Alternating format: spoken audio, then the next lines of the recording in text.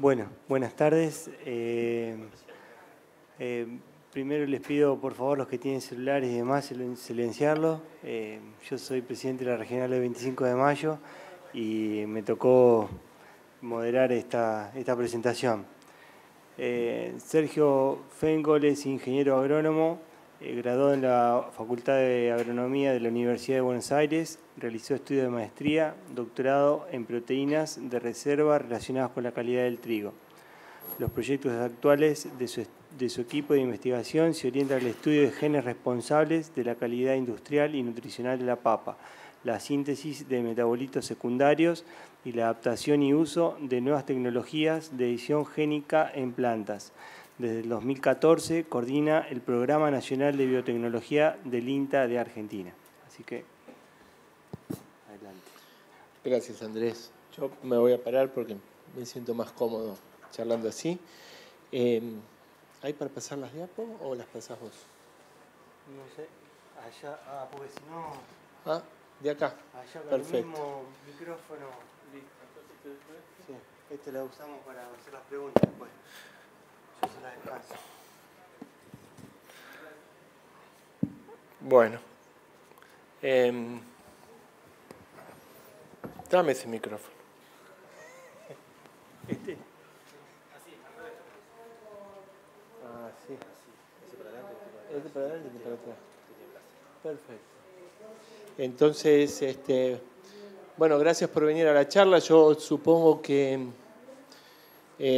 muchos de ustedes están acá porque entienden que la edición génica es algo que hoy, la palabrita de moda, es la innovación disruptiva.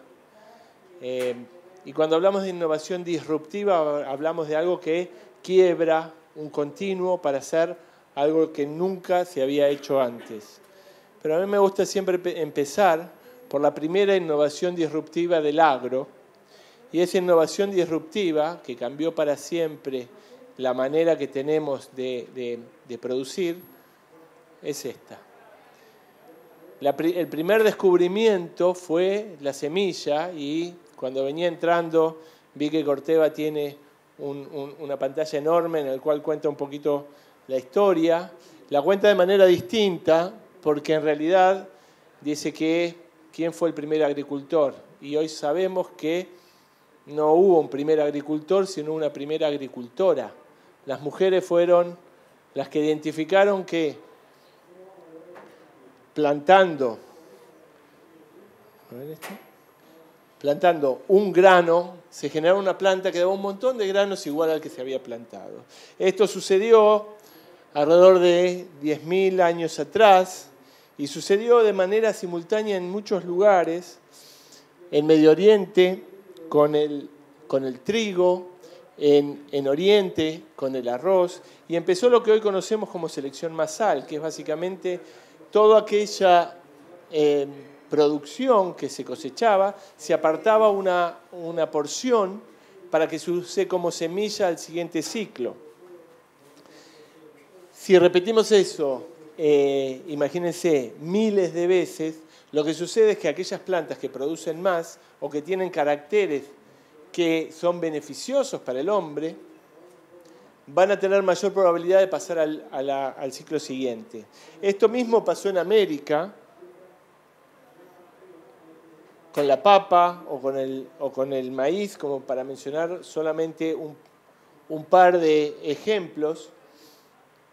Y básicamente en este proceso de ir guardando una parte, digamos, de la cosecha para usarla como semilla al siguiente ciclo, lo que sucedió es que fuimos seleccionando alelos y genes que eran favorables y descartando aquellos que son desfavorables.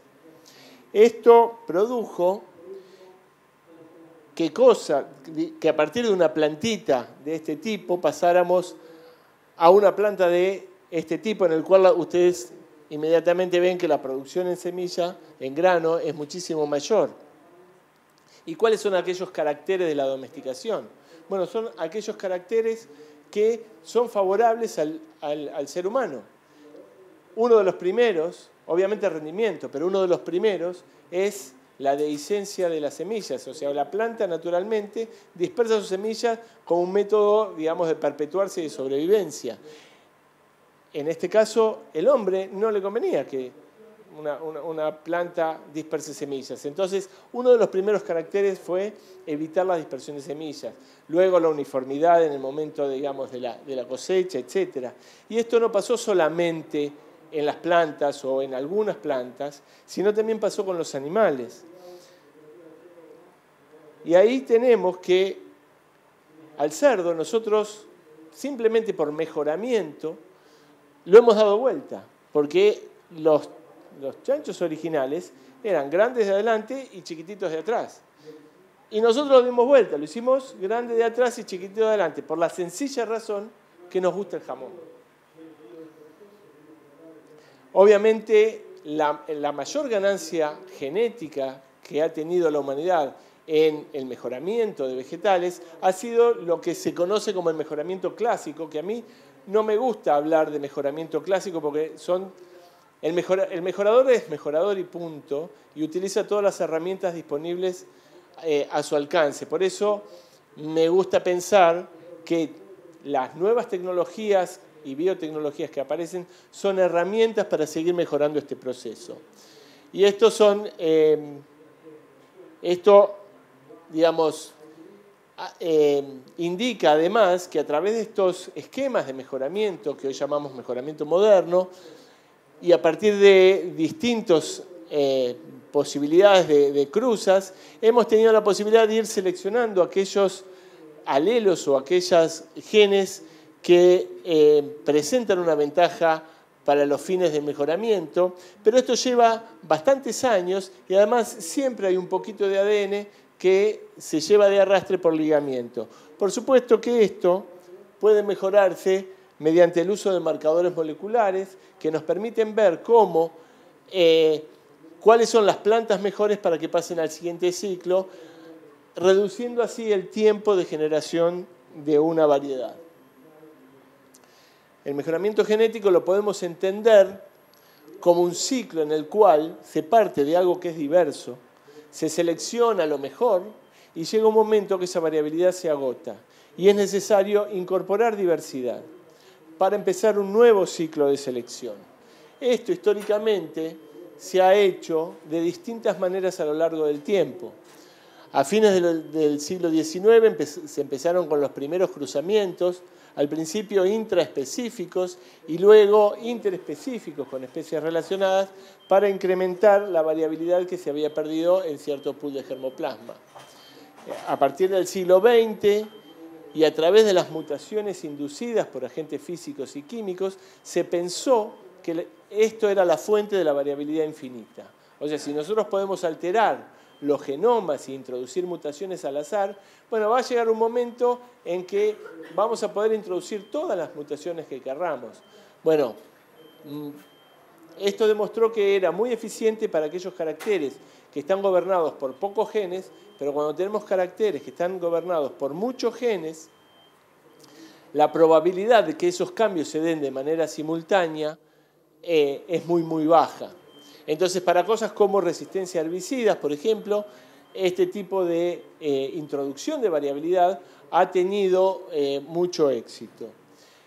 A fines del siglo XX y a través de las nuevas técnicas de ingeniería genética, tuvimos la posibilidad de generar organismos genéticamente modificados. A mí no me gusta hablar mucho de organismos genéticamente modificados, porque por lo que dije al principio, ya los organismos están genéticamente modificados desde su origen. Ya no podemos pensar que un trigo, una soja o nosotros mismos somos de origen natural. Entonces, me gusta la palabra transgénicos, hay que hacerse cargo.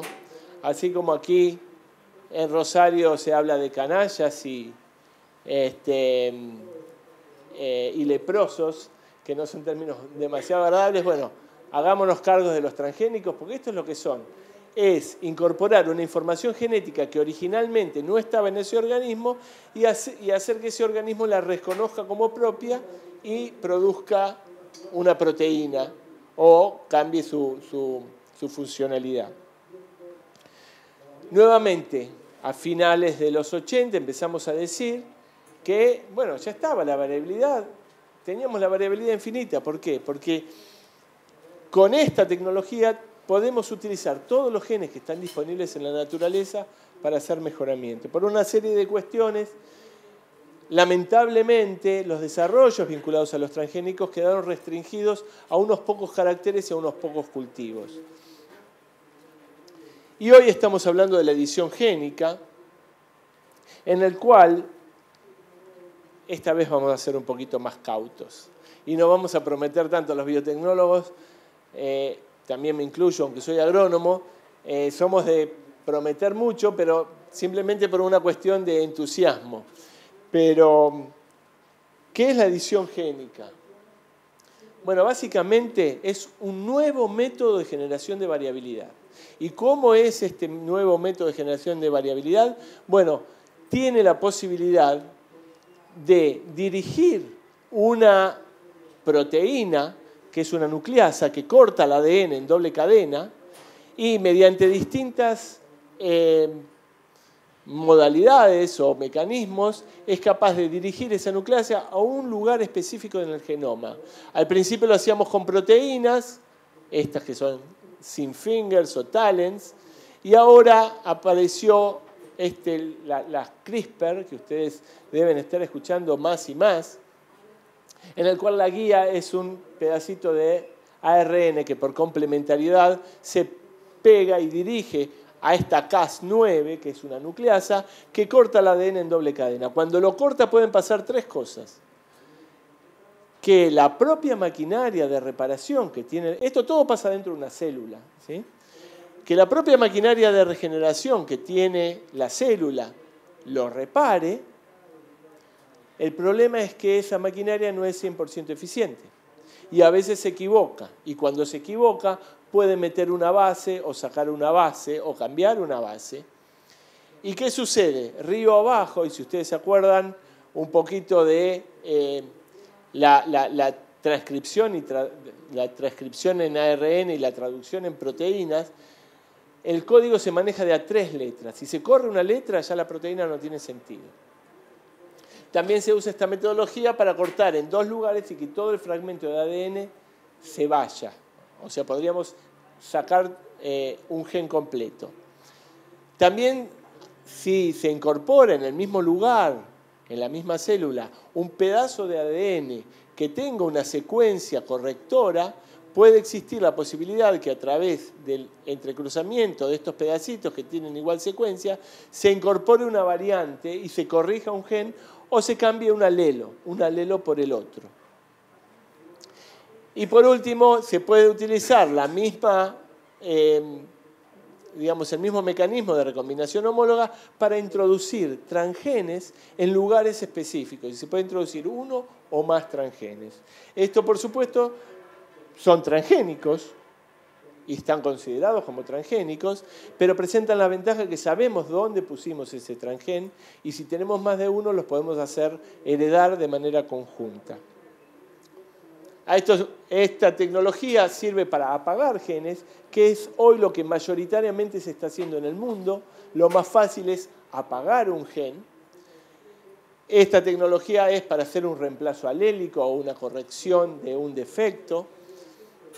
Y esta tecnología es para hacer transgénesis si este fragmento de ADN es un fragmento que no pertenece a esa especie, o cisgénesis si es un gen de la propia especie que estamos trabajando. Y esto se denomina SDN1, 2 y 3, porque lo menciono porque posiblemente lo vean en algún lado.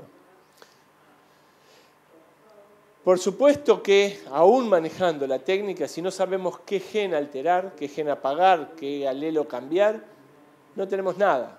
Entonces, básicamente tenemos que conocer los genomas, tenemos que conocer los genes que están en esos genomas y principalmente su función, o sea, la funcionalidad de cada uno de esos genes. Estos son algunos ejemplos de participación de investigadores del INTA en proyectos de secuenciación durante los últimos años. Pero bueno, la buena noticia es que cada vez hay más genomas que se conocen, y acá ustedes pueden ver esta liñita, que son los eucariotas, o sea, las plantas están aquí, y hay más de 50.000 genomas de eucariotas ya secuenciados. Y la buena noticia también es que todos estos genes tienen que ver uno con el otro, porque básicamente el origen al ser el origen de la vida único, la información que se tiene de los genomas que ya existen nos sirven para entender otros genomas. Ahora ustedes seguramente van a querer saber qué es lo que se está haciendo con edición génica. En principio, comentarles que hoy no existe todavía ningún evento comercial editado genéticamente, pero sí aprobado para su comercialización. Obviamente, los primeros desarrollos en edición génica parten de editar genes que ya sabemos qué es lo que hacen, de los genes conocidos. Por eso tenemos en maíz genes con almidón modificado, que básicamente, esto es un error, es alta amilopectina, que ya se conocía cuáles eran los genes que estaban involucrados, entonces simplemente apagando ese gen se modifica el patrón de almidón, principalmente maíz. Posiblemente este sea el primer evento editado genéticamente que salga para su comercialización. Ya está autorizado en Estados Unidos. También hay iniciativas en papa. Cambiar la formulación de los aceites, especialmente altos oleicos. Sabemos cuáles son los genes que intervienen en la biosíntesis de aceite. El pardeamiento enzimático, sabemos que son polifenoloxidasas, y esto se está viendo en distintos organismos como papas, champiñones, también caña de azúcar. Trigos que poseen mayor contenido de fibra y un contenido reducido en gliadinas. Conocemos los genes de reserva del trigo, y esto se intenta desarrollar para que sea un trigo apto para celíacos, y yo lo puse entre comillas porque la celiacosis o la celiaquía tiene muchas fuentes, no solamente las gliadinas, sino también hay celiaquía vinculada a gluteninas de bajo peso molecular y de alto peso molecular. Resistencia al endulzamiento inducido por frío en papa. Esto básicamente está mediado por una invertasa que cliva, rompe la sacarosa en glucosa más fructosa, y eso tiene efectos desde el punto de vista nutricional que son bastante indeseables. Acá tomo el tema de la reducción de compuestos antinutricionales en soja, los inhibidores de proteasas, las lectinas, acrilamida y solanidina en papa. La acrilamida es un efecto también del endulzamiento inducido por frío. Álamos con contenido reducido en lignina en su madera. Y esto es un poco las imágenes que acompañan esto. Esto es el maíz waxy con un 97% de amilopectina, que es desarrollado por Corteva. Ya existía un mutante para esto, así que no es una gran novedad. Sí es la novedad que fue hecho con esta técnica. Estos son patrones de proteínas de reserva en trigo, en los cuales está el genotipo original, y acá ustedes ven cómo desaparecen la fracción de alfa-gliadinas en distintas plantas que han sido editadas genéticamente. Lo que hablamos de aceite en soja. Estos son fotos del pardeamiento enzimático en papa, en caña de azúcar. En caña de azúcar es importante el pardeamiento porque uno de los costos más importantes o más altos que existen en el procesamiento de la caña en azúcar es el blanqueamiento. Entonces, si reducimos el color oscuro generado por pardeamiento enzimático, por polifenoloxidasas, se puede producir azúcar con un menor costo y además con una mejora desde el punto de vista industrial con el ambiente. Y esto es del endulzamiento inducido por frío. Ustedes deben haber experimentado alguna vez alguna papa que quedó en el fondo de un cajón o de una heladera y se hacen unas papas fritas y se ponen inmediatamente oscuras. Esto genera compuestos melanoidínicos y también acrilamida, que es un fuerte neurotóxico y un potencial cancerígeno. Y es uno de los caracteres principales que busca la industria, tanto la de papa bastón como la de papa chip. Otra de las aplicaciones de la edición génica es la resistencia a enfermedades a través del apagado de genes de susceptibilidad. Yo remarco esto de que apagar un gen por ahora es lo que sale más fácil, cambiar un alelo por otro es un poquito más difícil o bastante más difícil. Y esto básicamente tiene que ver con la existencia de genes que permiten que un patógeno invada una planta. En este caso es una septoria en trigo que genera una toxina. Esa toxina interacciona y es reconocida por el gen TSN1, que es un gen típico de defensa, y desencadena una serie de reacciones de especies reactivas en oxígeno que generan la muerte celular. Eso todo bien cuando el patógeno depende, de que el organismo infectado esté vivo. Se genera la muerte celular, entonces el patógeno no puede prosperar. Pero en este caso, este patógeno es saprofítico, necesita tejido muerto. Entonces lo que mejor le viene es la muerte celular para después crecer, esporular y expandirse a otros lugares de la planta.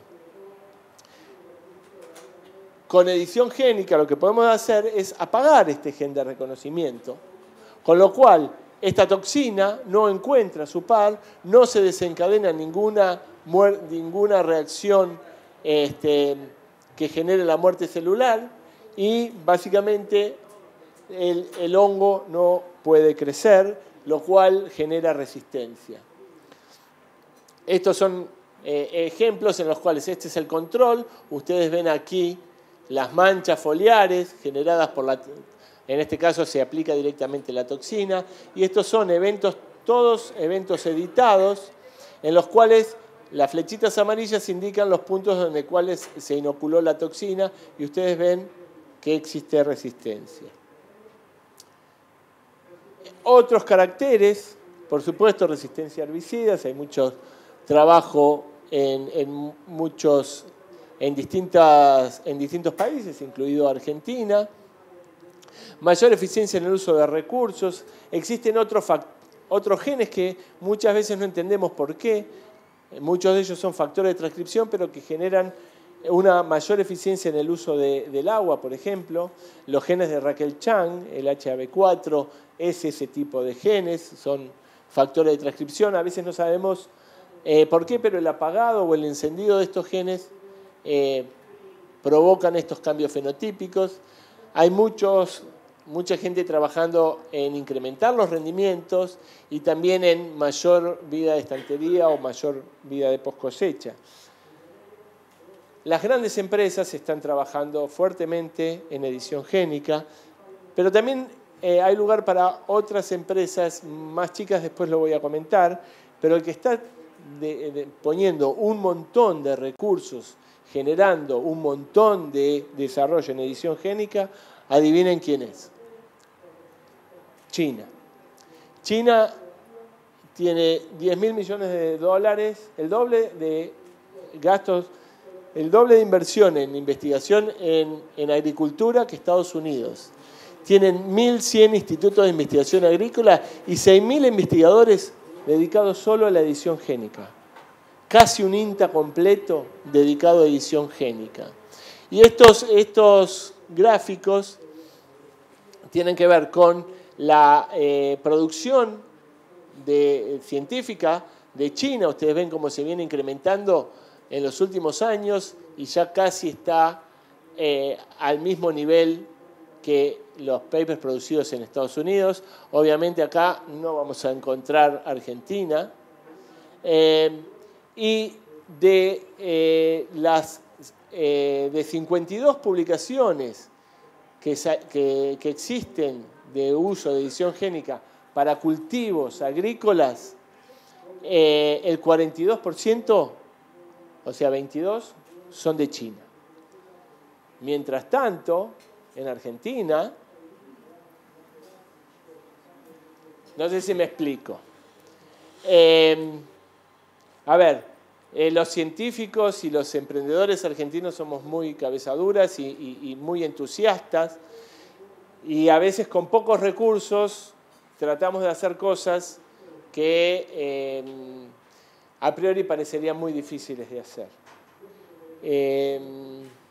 Estamos cerca de las PASO, así que no voy a comentar demasiado cosas que dijo el ex ministro de Ciencia y Técnica, pero básicamente ustedes saben que los presupuestos de investigación están reducidos para todas las áreas, no solamente para biotecnología.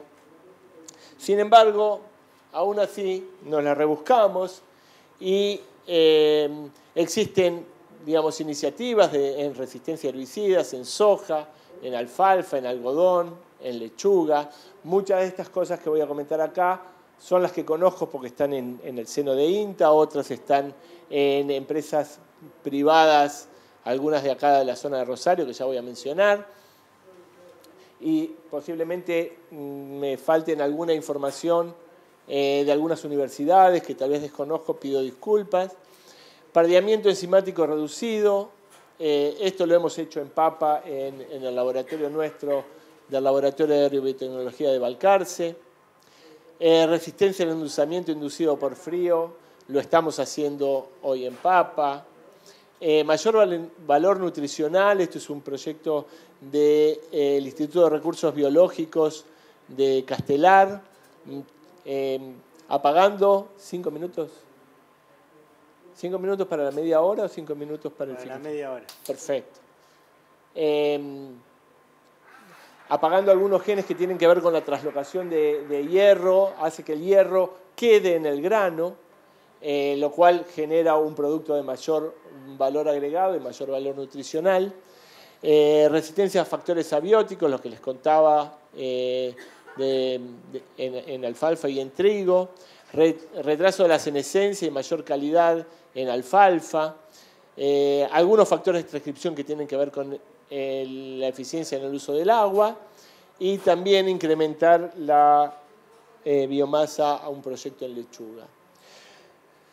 Ahora, ustedes van a pensar que yo acá les voy a decir que la transgénesis era mala y la edición génica era buena, y ahora con la edición génica vamos a salvar todos los problemas y toda la percepción pública adversa que teníamos con transgénesis. No, no voy a hablar de eso. Para nosotros que trabajamos en esto, todavía la transgénesis tiene mucho que aportar y mucho que hacer en el desarrollo de nuevas variedades y cultivos.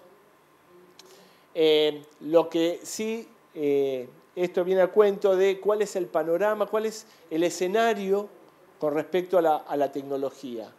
Ustedes saben que en el tema de lo que se denominan semillas biotecnológicas, que básicamente son los transgénicos con resistencia a herbicidas y resistencia a BT, en su gran mayoría, tenemos 3 grupos concentrados que han de alguna manera captado o que, digamos, generan la mayor cantidad de semillas que cultivamos en Sudamérica. Más del 41% de los cultivos transgénicos son en Sudamérica. Ahora, el panorama en edición génica es distinto. Obviamente tenemos empresas que están en Estados Unidos, también tenemos empresas aquí, iniciativas público-privadas, iniciativas privadas como BioEuris, universidades. El Procesur es como el club de los INTAs del Mercosur, y hay una iniciativa muy fuerte con edición génica, y aquí no lo puse, pero estamos tratando de generar la misma concepción a través de Fontagro, que son los INIAs de toda Latinoamérica y el Caribe. Estos deditos para arriba y para abajo, los de Facebook, son en qué lugares tenemos una regulación más favorable para el uso de desarrollos de la edición génica, y en ese caso toda América tiene una posición bastante coincidente, que si no hay introgresión de material foráneo, si no es un transgénico, no se consideraría bajo la regulatoria de los transgénicos, lo cual presenta una gran ventaja que evitaría esa gran concentración que vimos en la diapositiva anterior. Tenemos países en el oeste de África que piensan igual que nosotros, Australia, China, si bien no se ha manifestado desde el punto de vista regulatorio, por toda la inversión que están haciendo, asumimos que también. El tema es aquí. Europa ha sacado una resolución, digamos, la Corte Suprema de Justicia el año pasado dijo que un desarrollo de edición génica debería ser tratado de la misma manera que un desarrollo transgénico, lo cual está generando muchos problemas en el mundo, con Inglaterra sobre todo, Estados Unidos, etc. Ahora,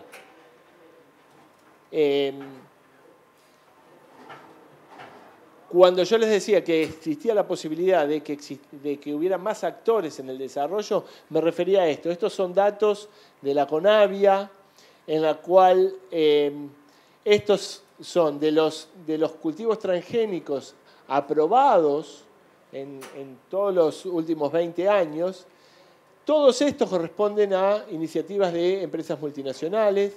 Estos son instituciones como el INTA o las universidades o como los institutos de investigación públicos, también provinciales.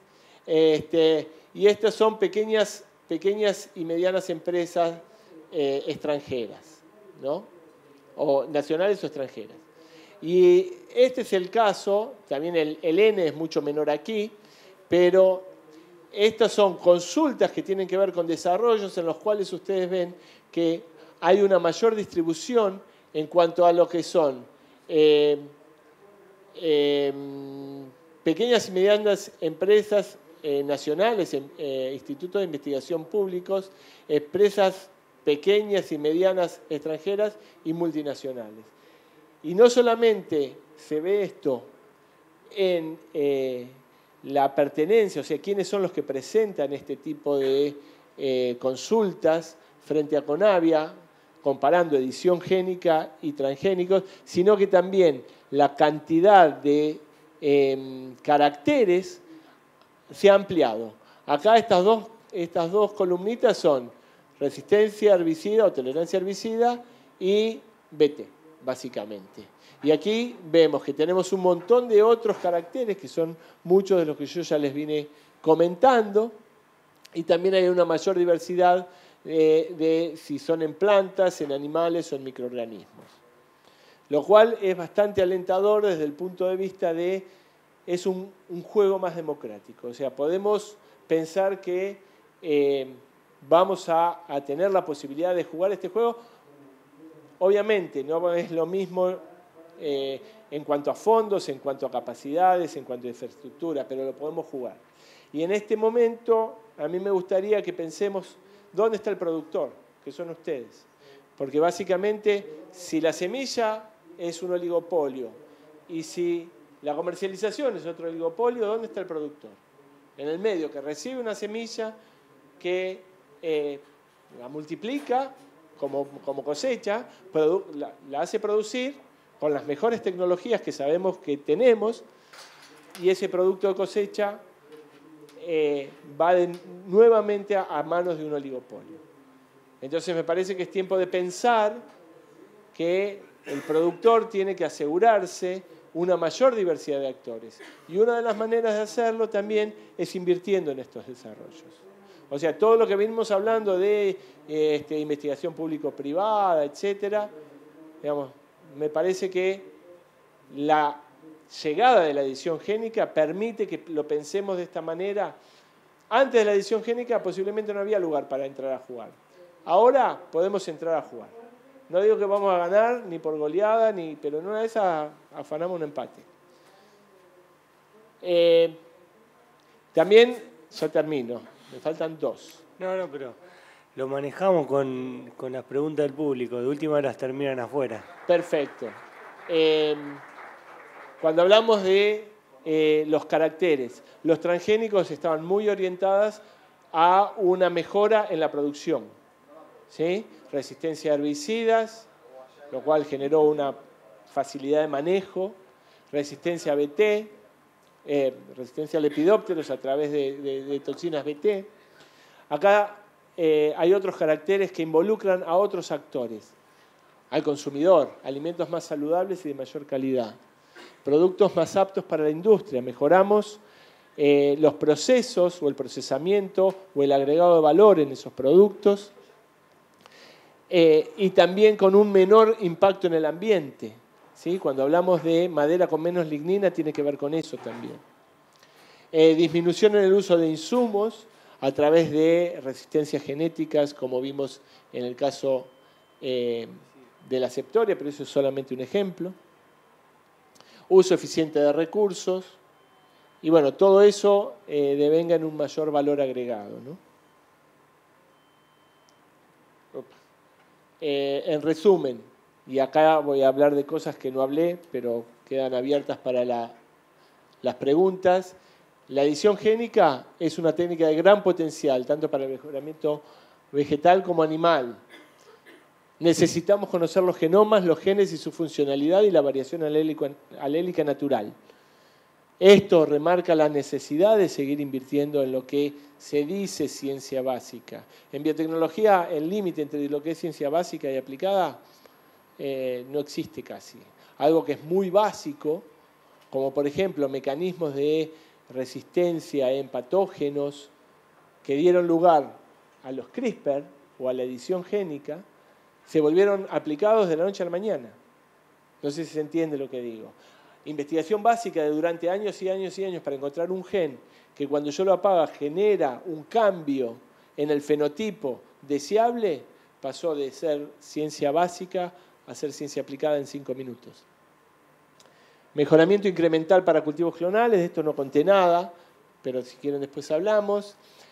Potencialmente con regulación no restrictiva, esto tiene que ver con que hoy en día en toda América, pero especialmente Argentina, ha liderado la iniciativa de que si no tiene un fragmento que no sea propio de ese organismo, no es considerado bajo la regulación de un transgénico. No quiere decir que no tenga regulación, tiene las mismas regulaciones que cualquier otro desarrollo, creación fitogenética que haya sido realizada mediante mejoramiento convencional o transgénesis, o mutagénesis inducida por factores químicos o físicos. Hay que trabajar el tema de la opinión pública y cuáles son los aspectos éticos y ambientales del uso de la edición génica. Esto tiene que ver con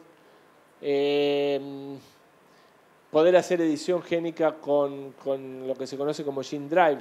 La potencialidad de esta tecnología es tal que permite pensar eliminar un organismo de la faz de la Tierra. O sea, esa es la gran potencialidad, por eso hablo de aspectos éticos y ambientales. Es dependiente del escenario de propiedad intelectual y remarco esto de que tiene la posibilidad de múltiples actores en el desarrollo. Muchas gracias por su atención y me encantaría que discutamos y que charlemos un poquito de esta gran oportunidad que se presenta. Bueno, piden el micrófono, yo se los alcanzo y... Yo una pregunta para que me aclares. Cuando hablaste de apagado génico y concepto de silenciamiento génico, ¿es lo mismo? Y asociado a esto, o sea, en lo que es manejo de insectos, se dice que, digamos, a futuro no va a haber nuevos eventos con toxinas cryo-VIP, ¿no? Y que el futuro del manejo o del manejo de insectos a largo plazo va a estar relacionado al silenciamiento génico y que le confiere alta especificidad, digamos, a la plaga en cuestión a manejar. ¿Es así? ¿Cuál es tu opinión? ¿Y qué opinas con respecto a la bioseguridad, digamos, de esto mismo, de un silenciamiento génico y que sea específico para ese insecto que se quiere manejar? La primera respuesta es que no es lo mismo silenciamiento génico que apagar un gen. Apagar un gen es que ese gen o lo sacás del genoma o lo haces inviable modificándolo. El silenciamiento génico tiene que ver con lo que se conoce como RNA de interferencia. Es la producción de un ARN que sea complementario a otro ARN, que es un paso necesario para la producción de una proteína. Cuando se habla de especificidad en el tema de insectos, es lo que se está haciendo en algodón, por ejemplo, a través de un CBT con las provincias, con el tema del picudo.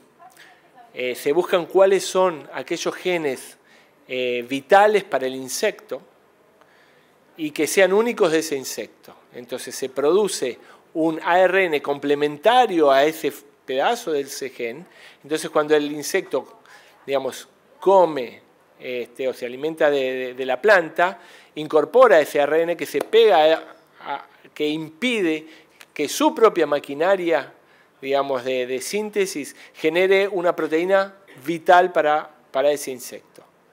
Por eso se dice eso. Esos son transgénicos. Por eso yo decía, no es que los transgénicos ya se agotaron y ahora pasamos a hacer todo edición génica y hay que mudar todo lo que sabíamos de una cosa para otra. Esos siguen siendo transgénicos. Esa estrategia no se ha probado, o sea, no se ha explotado de la mejor manera que se podía explotar porque todavía, digamos, por un montón de cosas. Pero eso es lo que se conoce como silenciamiento génico. Es distinto de apagar un gen.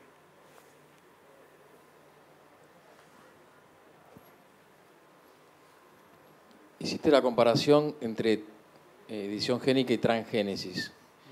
¿Cómo sería la comparación entre edición génica y mejoramiento convencional? ¿Y dónde vos ves el éxito? ¿En el aceleramiento de los procesos o en la disminución de los costos?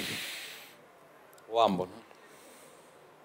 Bueno, para mí el mejoramiento incluye los transgénicos, incluye la edición génica, digamos, el mejoramiento es todo, es digamos, el convencional más todas las herramientas que se puedan aplicar.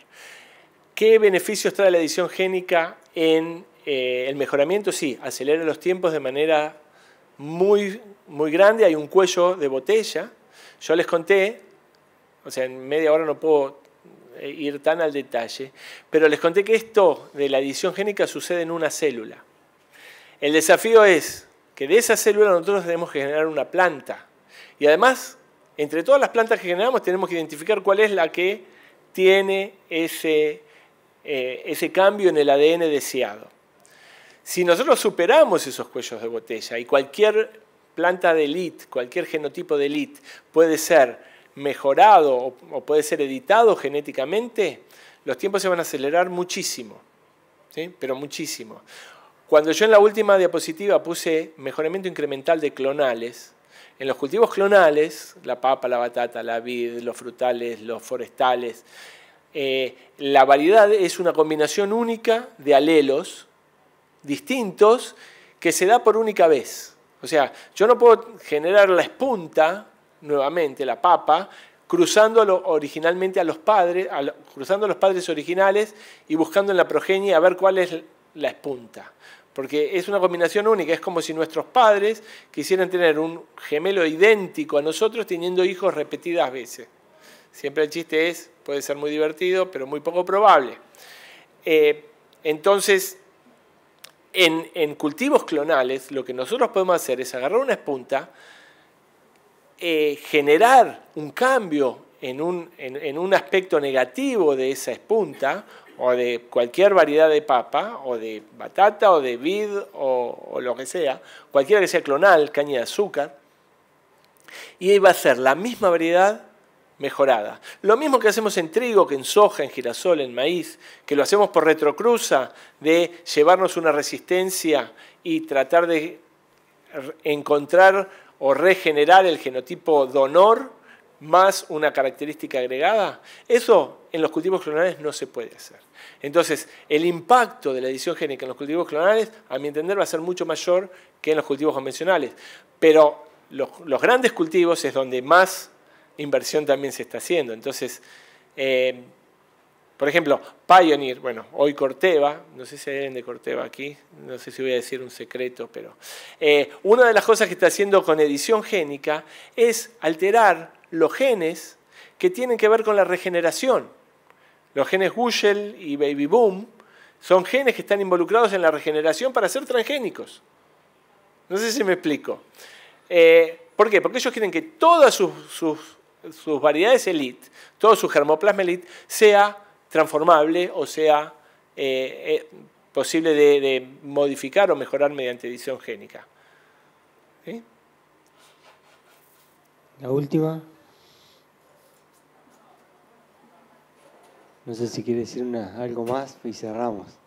No, reforzar un poco esta idea de que siendo un país agroexportador y agroproductor, la semilla es un insumo crítico, ¿no? Y hoy en día estamos, digamos, desaprovechando, no sé si desaprovechando, pero deberíamos mirar como estratégico la generación y el desarrollo de mejoramiento y creaciones fitogenéticas en los cuales no estén tan concentradas en grandes empresas. Empecemos a hacer jugar a otras empresas más chicas. Las cooperativas de los productores pueden, digamos, invertir.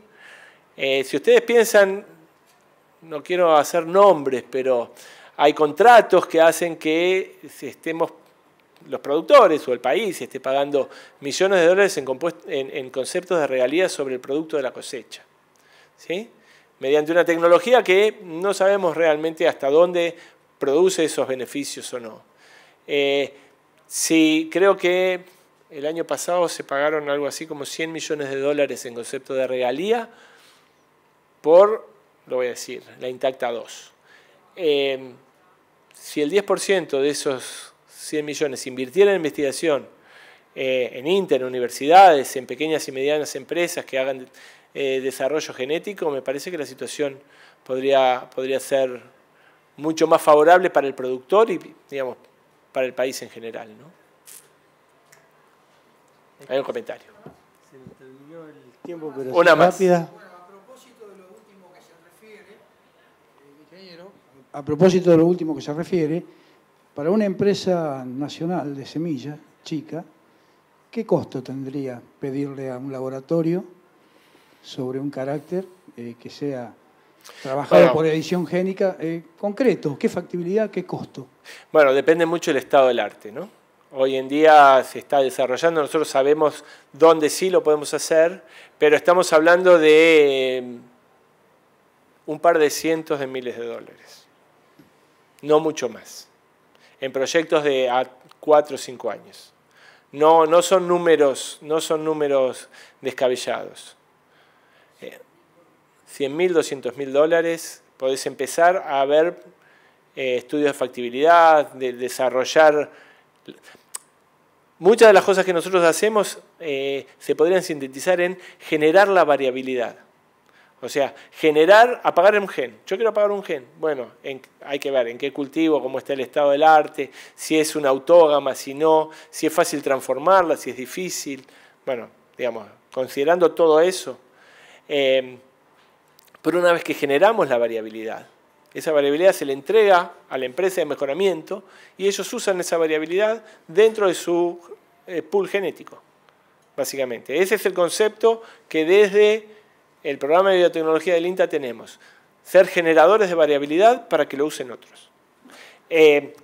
Cuando decimos otros, son nuestros propios programas de mejoramiento y programas de mejoramiento que estén afuera del INTA, empresas nacionales.